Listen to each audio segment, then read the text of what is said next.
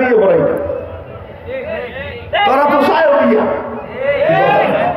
ওই বিদেশ যারা এই দেশে মানে যায়, এরা দেশে বললে রাস্তায় নেমে সেনাবাহিনীর কাছে ধরা পড়ে, র্যাবের কাছে ধরা পড়ছে কা ধরা পড়লেই দেশে করাই দেবে, ধরা পড়ছি দেশে করাইবে।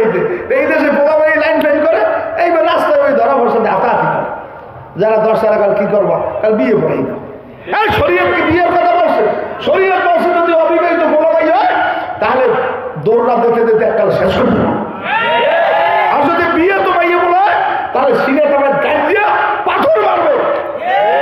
তাহলে বিয়ে তোর সাজা বেশি গা, কাল তোর ঘরে বউ আছে, এরপরও তুই আরেকবারের মহিলার দিকে তাকাইছো, তোর সিনে তোমার মাটির মধ্যে গাছ দিয়া তোর পাথর মারিয়ে শেষ করবে। কি রাগ হয়েছেন? এই বই তো ঠিক ঠিক করেন, বাইরে গেল তো যাইছে। কি কষ্ট পান না মনে?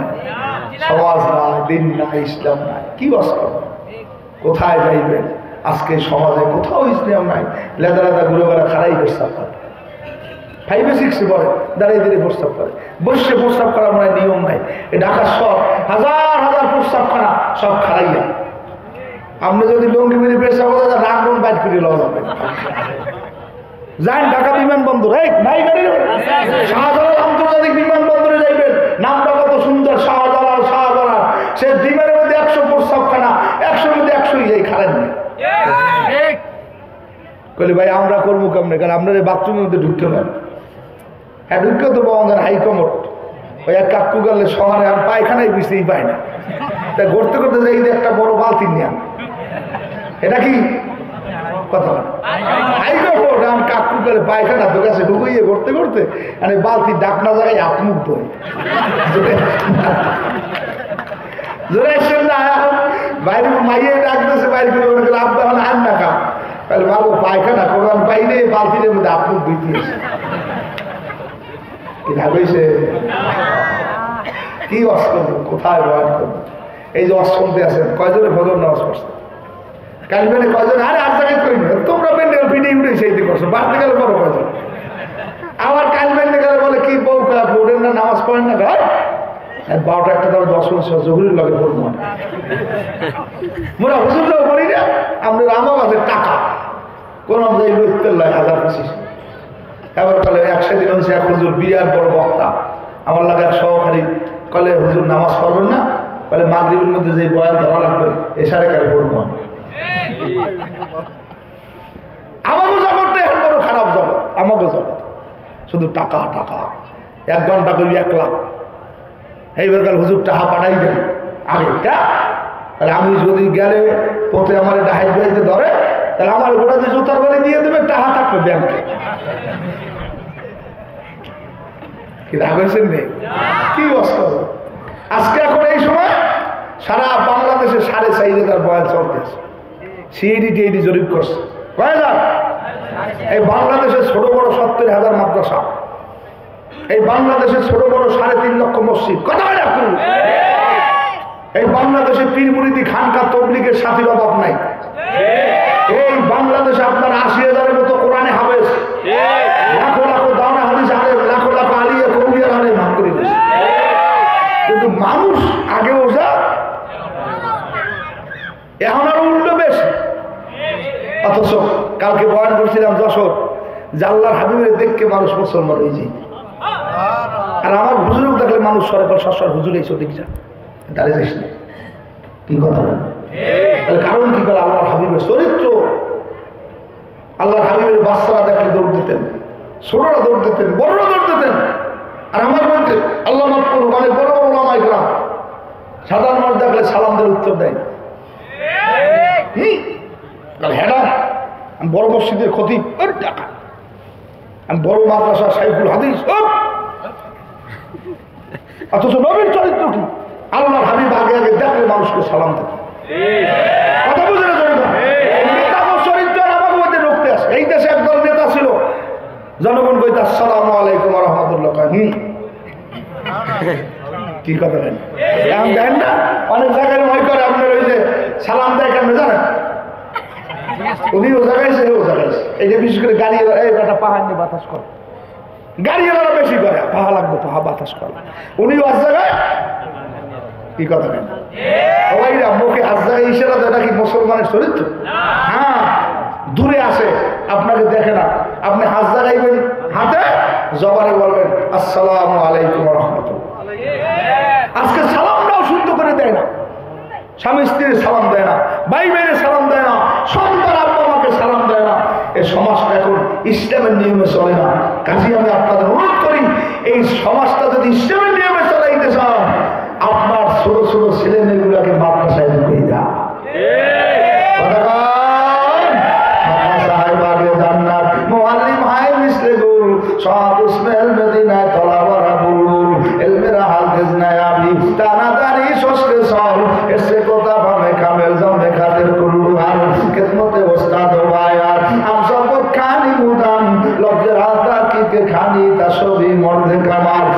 ছাত্ররা বাংলাদেশে হাজার হাজার স্কুল থাকতে তোরা মাদ্রাসায় কেন যাও?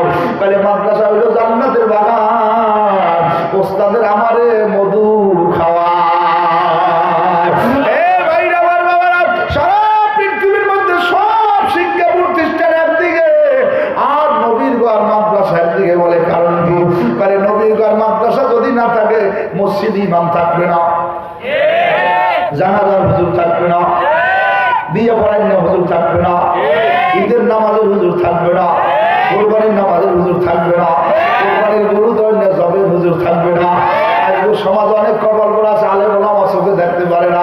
আমি প্রায় সময় বলি, সমাজের সব কিছু না থাকলে সমাজ থাকে, আলেম না থাকলে সমাজ থাকে না। আজকে শুক্রবার হাজার হাজার মসজিদে জুমা হয়েছে, যদি আমাদের মসজিদে একজন হুজুর না থাকতে, জুমা হইতে না মারামারি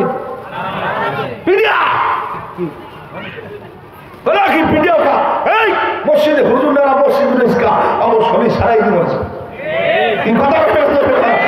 এক সময় এই দেশে মানুষ লাফাই দেওয়ার হইতে রক্ত দিচ্ছে, আরো দেবো হুজুরের মধ্যে হাই।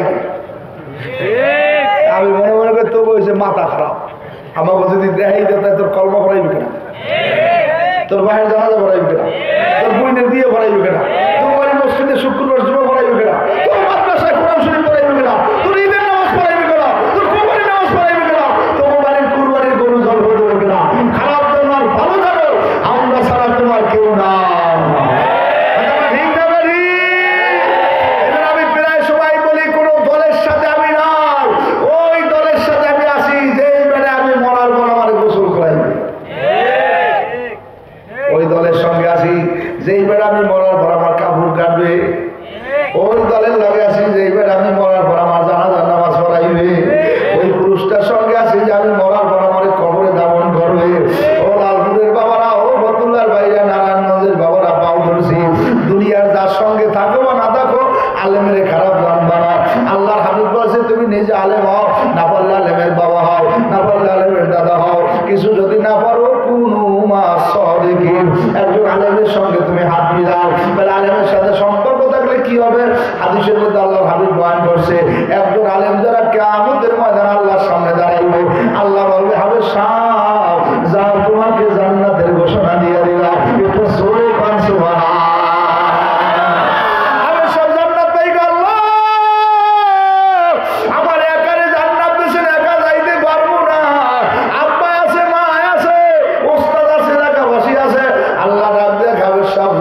তোমার একজন আল্লাহ আরো 10 জন জোরে করে পালেন, আরো 10 জন গুন্নি টুন্না আল্লাহ হয় নাই এখনো আছে, যাও আরো 10 জন।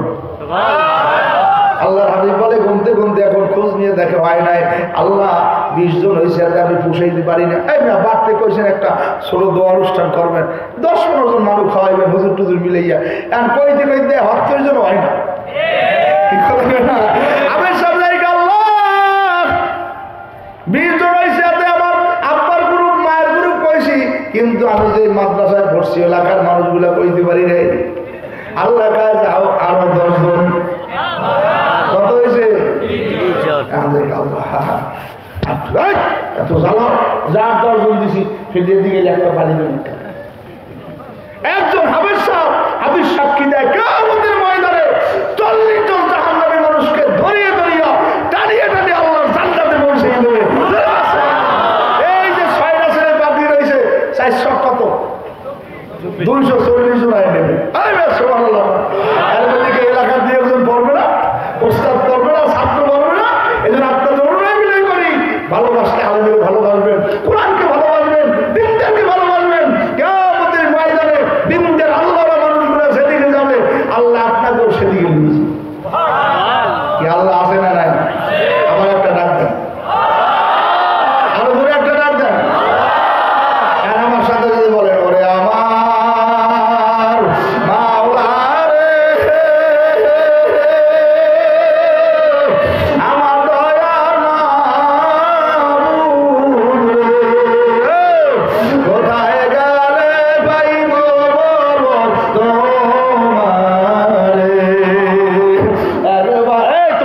বাতাস হুজুরি বাতাস একবার দেখা দাও তোমার পাগল তুমি মাওলার মাসুক হইয়া মনের পাগল বানাইয়া কেন গুরান গুরাও তোমার আশিক রে আশিকরি বেদনা মাসুক সারা কেউ বোঝে না কোথায় গেলে পাইব তোমারে ও যুবকরা কারা কারা মাওলারে পাইতে স্যার আমার জোরে রাখতে আল্লাহ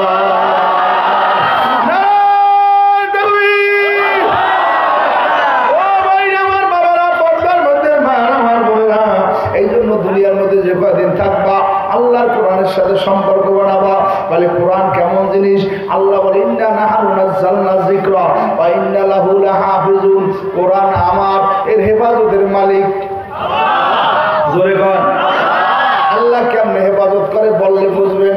সারা দুনিয়ার মধ্যে গণভবনে আগুন লাগলে পুড়িয়ে যায়, সংসদ ভবনে আগুন লাগলে পুড়িয়ে যায়, আপনার আমার বাড়ি আগুন দিলে পুড়িয়ে যায়, কিন্তু আল্লাহর কোরআন একটা কাগজের মধ্যে লেখা যায় কোরআন ধরা শিলার মধ্যে জাল ধরা আগুন ধরায়। কিন্তু যখন ওই কোরআন শরীফের উপরে আরবি লেখা হয়, কোরআন লেখা হয়, এরপর ওই কাগজটা শিলার মধ্যে দেয়, আগুনের মধ্যে দেয়, জানা থাকলে বলেন আগুন জ্বলে না, বন্ধ হয়ে যায়। তাহলে কোরআন আছে যার, সব আছে তখন কোরআন আছে যার, সব আছে তার। কোরআন নাই যার, কিছু নাই তার। নামাজ আছে যার, সব আছে তার।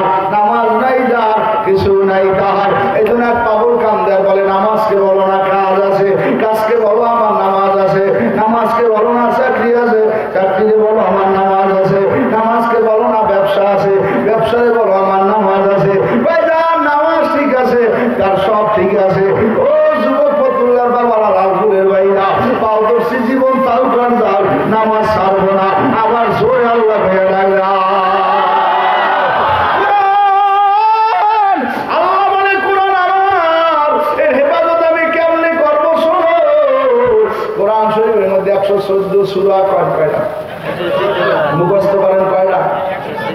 6466 আয়াত, 30 পারা। এক পাড়ার মধ্যে 20টা পৃষ্ঠা, 10 ছাপা, 10 পৃষ্ঠার দোনো ছাপায় লেখা। বাংলা ইংরেজি অঙ্ক 1 পৃষ্ঠা লেখা থাকে, আর 1 পৃষ্ঠা খালি থাকে। কোরআনের দোনো পৃষ্ঠায় লেখা। তাহলে 10 পৃষ্ঠায় 20 ছাপা, 30 পাড়ায় 600 পৃষ্ঠা। একটা ছোট ছেলে 7 বছর 8 বছর বয়স এমন সুন্দর করে মুখস্থ করছে, ওর বুকের মধ্যে কোরআন দেখা যায় না, মাথার মধ্যে কোরআন দেখা যায় না, হাতের মধ্যে কোরআন দেখা যায় না, পকেটের মধ্যে কোরআন দেখা যায় না। যখন বলে ছেলেটা কোরআনে হাফেজ, পাগলা কেরাত শুরু করিয়ে দেয়, এমন ভাবে পড়া শুরু করে, ওরে ধৈর্য থামাইলেও থামা যায় না। লালপুরের বাবারা, ফতুল্লার ভাইরা, একবারও যদি না বলো কপাল ভরা জানিয়ে রাখো। বাংলার হাফেজ নাই, ইংরেজির হাফেজ নাই, অঙ্কের হাফেজ নাই, রসায়নের হাফেজ নাই, পদার্থের হাফেজ নাই। আরে ওই একটা আদর্শ বই সরাসরা পাকা পুরা মুখস্থ করার কোনো মানুষ নাই। আরে 6666 300টা পৃষ্ঠা, 114 সূরা, এইটা মুখস্থ করা সারা দুনিয়ার মধ্যে হাফেজ হইল প্রায় 6 কোটি। একটু জোরে কও সুবহানাল্লাহ। এই বাংলাদেশ উপরে 80,000-এর উপরে হাফেজ কম বেশি। বলে এত হাফেজের এই বাংলাদেশের মধ্যে, যখন আল্লাহর বান্দারা এত বাংলাদেশের মধ্যে কোরআন শরীফের হাফেজ আছে, বলে হাফেজরা কি করবে? আল্লাহর হাবিব বলে 10 ব্যক্তির সিনা কবরের মাটি খাবে না। এর মধ্যে এক ব্যক্তি ওই ব্যক্তি যিনি হইল কোরআনে হাফেজ। চট্টগ্রাম বেখল মাদ্রাসা, উল্লেখযোগ্য মাদ্রাসা, ওস্তাদ ছিলেন হাফেজ ফয়জুল্লাহ রহমতুল্লাহ। মৃত্যুর সময় ছাত্ররা পাশে বই কান্দে, ডাক্তার মেশিন ধরিয়া ইসিজি করিয়া প্রেসার মাপিয়া বলে হুজুরের দুনিয়াতে নাই। বুকের উপরে মেশিন ধরিয়ে দেখে হাফেজ হুজুরের বুকের মধ্যে তিলাওয়াত চলতেছে, আর রহমান আল্লামাল কোরআন খালাকাল ইনসান আল্লামাহুল বায়ান। ছাত্ররা কান্দে, ওস্তাদেরা কান্দে। হাফেজ হুজুরকে দাফন করলেন। সংক্ষেপে বলতেছি বাবা, দীর্ঘ 14-18 বছর পর ছাত্ররা মাঠের মধ্যে খেলা করতেছে। এক ছাত্র আর এক ছাত্রকে বলে, হুজুর করে কি খবর? বলে হাফেজ সাহেব ইন্তেকাল করছে, 18 বছর হয়ে গেছে, কিন্তু আমরা মাঠের মধ্যে খেলা করতে যাই, সুন্দর গ্রাম পাই। একজন আরেকজনের বলে, কিসের গ্রাম পাও? বলে আমরা তো নাকের মধ্যে মা তাস্তাহি আনফুসুকুম ওয়ালাকুম ফিহা মা তাদউন, জান্নাতের গ্রাম পাইতেছি। ছাত্ররা বলে, কোথা থেকে ঘ্রাণ আসে? একজন আরেকজনকে বলে, সামনে চলো। রওনা করে যখন সামনে গেলেন, যাইয়া তাকে কবরস্থানের মধ্যে অনেক গ্রাম বাইরায়। ছাত্ররা দৌড় দিয়ে বাড়িতে এসে হাফেজ সাহেব বলে, হুজুর আমার আগের হাফেজ সাহেব ধরে মরে নাই। মোহতামিম সাহেব বলে, কি বলো? তিনি তো মারা গেছে, 18 বছর হয়ে গেছে। বলে আপনি আমাদের সঙ্গে চলেন। হাত ধরিয়ে টানিয়ে নিয়ে কবরের পাশে দাঁড়াইলেন। দেখে কবরের নিচে একটা নারিকেল, উপর থেকে নারিকেল পড়িয়া কবরটা ছেঁড়া হয়ে গেছে। এখন ভিতর থেকে একসের গ্রাম বাইরায়, লাইট মারিয়ে দেখে ওই কবরের মধ্যে কি যেন সাদা সাদা দেখা যায়। একটু জোরে আল্লাহ বয়ান দেয়। মোহতামিম বলে, মাটি সরাও, কলাপাতা সরাও, সব সরাইয়া আল্লাহর বান্দার উপর থেকে জাগাইয়া এইবার সবাই খোঁজ নিয়ে দেখতেছে 18 বছর আগে হাফেজ সাহেবের যে রংশ আইছে, একটা কাফনের কাপড়েও ময়লা লাগে না।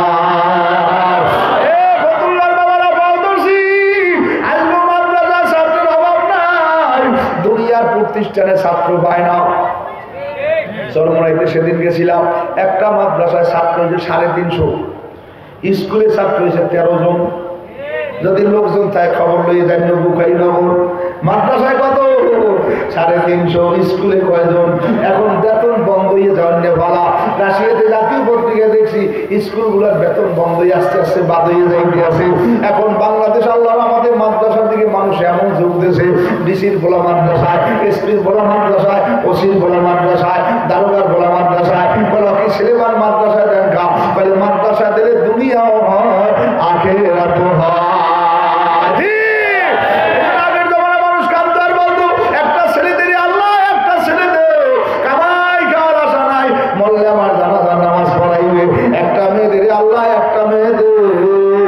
জামাই বাড়ি যাবো না, মরার পরে একটু কোরআন শরীফ পড়িয়ে দোয়া করবে। বাবা যদি একটা মেয়ে দিনদার হয়, মেয়েটার কারণে আল্লাহ তারে জান্নাত দিয়ে দেয়। ঠিক না বুঝি? আর আপনার আমার মাইয়ে কি খাবো? ইসলাম মানে না, দিন মানে না। স্বামী স্ত্রীর মধ্যে সম্পর্ক নাই, স্বামী সারাদিন কষ্ট পরিশ্রম করে, আসে না নাই। স্ত্রীর কাছে যাই বলে, বিবি আমার এক গ্লাস পানি দাও। ঠিক আছে, ডাইলে খাও। আমি ওদিকে ঝামেলা আসি, বেড়ায় শুনলেই বিছানায় শীতেই বসে। এত কষ্ট করে ঘরের লোকে সংসার লেগে আমার পানি ডাইলে খাইতে কয়, কতক্ষণ করবো ওই কালে পানি আসি নাও, আর খাওয়া লাগবে না, আমার কলজে ঠান্ডা হয়ে গেছে। অথচ আল্লাহর হাবিব বলছে, সারা দুনিয়ার মধ্যে আল্লাহর পায়ে সেজদা দেওয়ার পরে অন্য কারো পায়ে যদি সেজদা দেওয়ার হুকুম থাকতে সব মহিলাকে বলতো, তোমরা তোমার স্বামীর পায়ে সেজদা। আজকে যদি ঘরে যে হুজুর এই বয়ান করছে, কোনো একটা সাপ মিথ্যে কথা, ও আগে আনলে এখন নাই। আর যদি হুজুরে কইছে আমি বাড়তে থাকবো, আর তুমি ওই পাগলা যাইয়া, ফতুল্লা যাইয়া, কিডনিকেট টানবা, চাষারা মাসারা যাইয়া, সাইনবোর্ড যাবা, চট্টগ্রাম যাবা, কক্সবাজার যাবা, ফাইবার গুরুঘাটা যাবা, হুজুরে তো ভালোই কইছে, আরে 100 টাকা দিয়ে দেখা করবি। কিনা কইছে? নবীর সাহাবী সফরে গেছে, বিবি বলছে, বিবি আমার হুকুম ছাড়া কোথাও যাবো না। এই না মুখস্থ করেন, মোবাইল থাকলে রেকর্ড করেন, এই শুনেইবেন দাঁড়িয়ে। সাহাবী সফরে চলে গেছে, বিবি ঘরের মধ্যে। স্বামীর হুকুম মানা স্ত্রীর জন্য কি জরুরি হয়। 3 দিন পরে ওই মহিলার কাছে খবর আসছে, তার ভাই ছেলে খবর নিয়েছে, বুবু আব্বাই খুব অসুস্থ, তোমারে দেখতে চায়। আমার দাদাই খুব অসুস্থ, বুবু তুমি বাড়ি চলো। বুবু কাঁদতে কয়, না না আমি বাড়ি যেতে পারবো না, আমার স্বামী আমারে মানা করছে। মুখস্থ করেন, খেয়াল করেন। 3য় দিন খবর আসছে, বুবু তোমার আব্বার মুমূর্ষ অবস্থা, তোমারে দেখতে চায়, আমি যাইতে পারবো না, আমার স্বামী মানা করছে। 4র্থ দিন খবর আসছে, বুবু তোমার আব্বার দুনিয়ায় নাই, সে তো মারা গেছে। মরিয়া গেলে কি কাজ হইবে, আর যাতা হবে না। আমার স্বামী সফরে গেছে, 1 দিন 2 দিন 3 দিন হয়ে গেছে, স্বামী সফরে মনে আসে। আসার পরে সবাই রওনা করলেন, কি খবর? তার খুঁজিয়ে পাই না। এইবার তারা উড়ে করে বলতেছে, কি খবর? আল্লাহর বান্দা সফরে চলে গেছে। বহু দূরে সফর, লম্বা সফর, দীর্ঘ 6 মাস ব্যাপী সফরে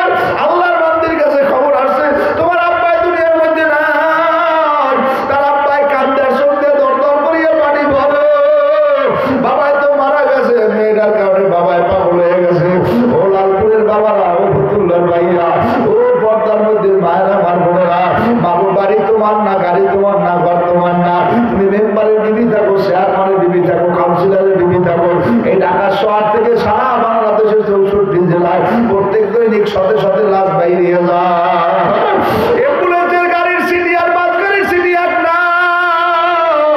বাস গাড়ির সিটি দিয়ে কয় আসো রাস্তা পরিষ্কার করো, আর অ্যাম্বুলেন্সের সিটি দিয়ে কয় আমি তোমার মতো সুস্থ ছিলাম, আজ আমি লাশ হইয়া কবরে যাইতে আসি।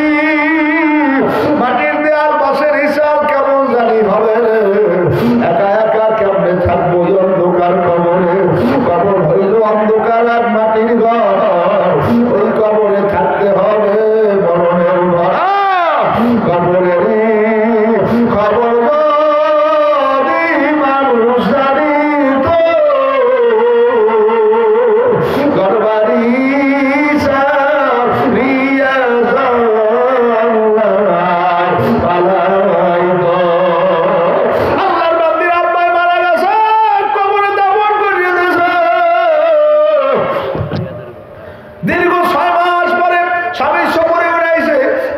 বিবির গালে দাগ, শরীর শুকায় গেছে। আল্লাহর হাবিব বলে দুনিয়ার মধ্যে সবচাইতে মেয়েরা বাবারে বেশি ভালো পায়। বাবায় মাইয়ার পাগল, মাইয়া পাগল পাগল। দেখবেন আপনাকে ঘরে যাবো ছোট ছোট মাইয়া আছে, আপনি মোবাইলে গেছেন সব ঘুমায়, মাইয়া ঘুমায় না। আপনি চরমনাই গেছেন সব ঘুমায়, মাইয়া রাইতে মোবাইলে কথা না কইয়ে ঘুমায় না। আর মায় মোবাইল করে দেখা সবাই তো ভালো তোমারে পছন্দ করে না, কিন্তু তোমার মাইয়া তোমারে না কইয়ে ঘুমায় না। আল্লাহর হাবিব বলে আমি দৈনিক 3 বার আমার ভাতে পারে না দেখলে ভালো লাগতো না। হাতে না বলে আব্বাই মরার পর আমি 6 মাস দুনিয়ার মধ্যে বাঁচতেছিলাম, সুযোগ পাইলেই বলতাম রহমতের নবী গো, বাবা ছাড়া আমার দিন ভালো কাটে না।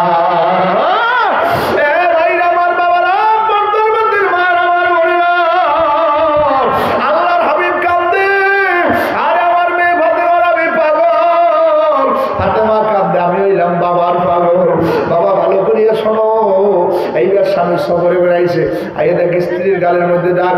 স্ত্রী ডাক দিয়ে বলে স্বামী কত সফর করলেন দীর্ঘ 6 মাস বেবি। স্বামী ডাক দিয়ে বলে বিবি তোমার চেহারা সুরত কেমন হয়ে গেছে, সত্য করিয়ে বলো তোমার কি হয়েছে।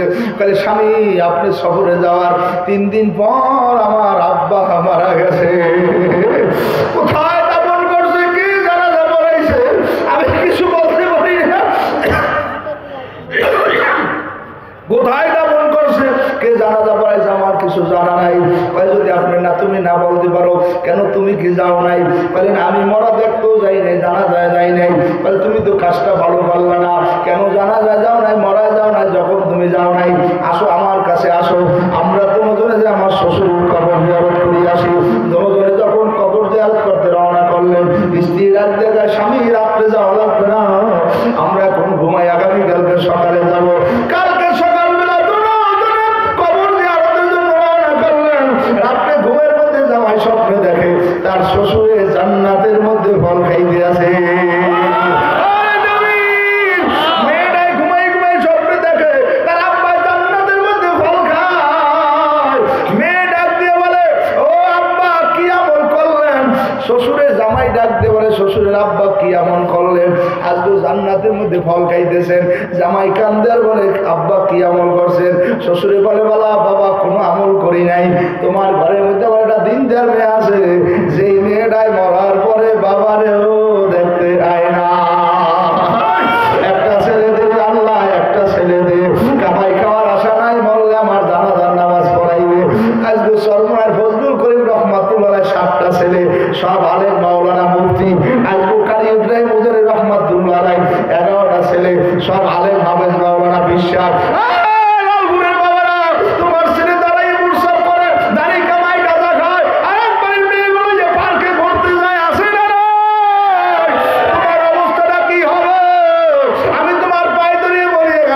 ছেলে পানগুলা মাদ্রাসায় পড়াও, কিছু হোক বা না হোক, মরার পর আর কবরের পাশে দাঁড়াই বলবে অকুর রব্বির হামহুমা কামা রব্বায়ানি সগীরা। আল্লাহ আমার মা বাবা আমারে যেভাবে লালন পালন করছে তুমি আমারে সেইভাবে লালন পালন করিও। কাজী বাবা সবসময় কোরআনের পক্ষে থাকো, সবার জন্য সবাই দোয়া করিও। কোন সময় কার ডাক আসবে জানা না। গাড়ির অ্যাক্সিডেন্টে মানুষ মরে, লঞ্চের তলাইয়ে মানুষ মরে, আগুনে পুড়িয়ে মানুষ মরে, মসজিদের মধ্যে অ্যাক্সিডেন্ট হয়ে মানুষ মরে, তো নারায়ণ